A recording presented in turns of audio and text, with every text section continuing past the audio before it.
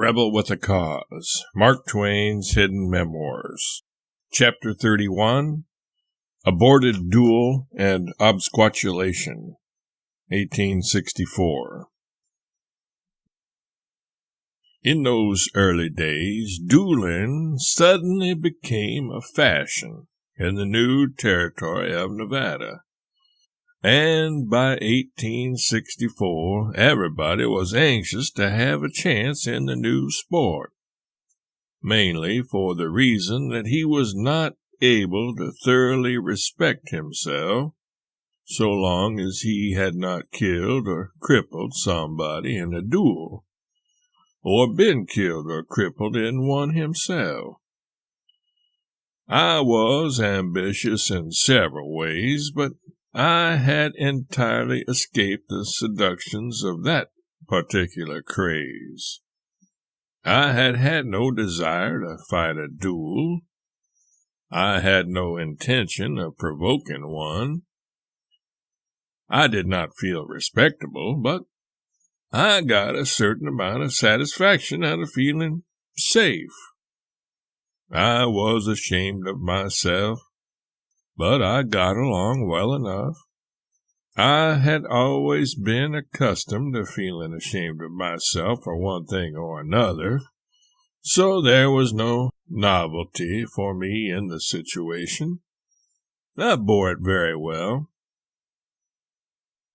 Despite all that, before too long I found myself in a position where I needed to leave Nevada for California to avoid the consequences of an aborted duel.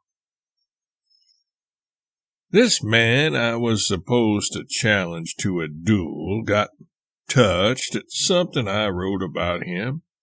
I don't know what it was now. I may have called him a thief or a grave robber or an idiot or something. He fought very shy of me at first, and so I plied him with bloodthirsty challenges all the more. Finally, he began to take an interest in this thing. You can read all about it in my book, Roughing It. But in a nutshell, let it suffice that the duel came close enough to being consummated that I felt the need to take quarters elsewhere.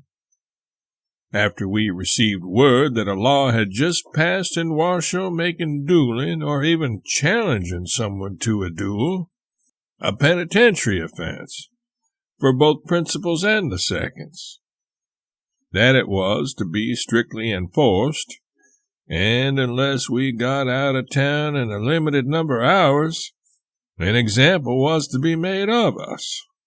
By us, I mean my friend Steve Gillis, who was to serve as my second in the duel, and myself. So just as my Palatine days had ended because of outbreak of war, my Nevada days ended because of an aborted duel.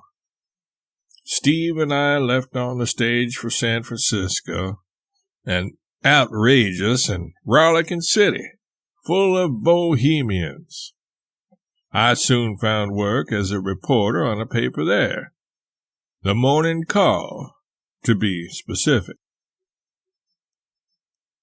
Editor's notes: Washoe was a nickname for Nevada in territorial times. Nevada became a state in late 1864, 5 months after Twain left.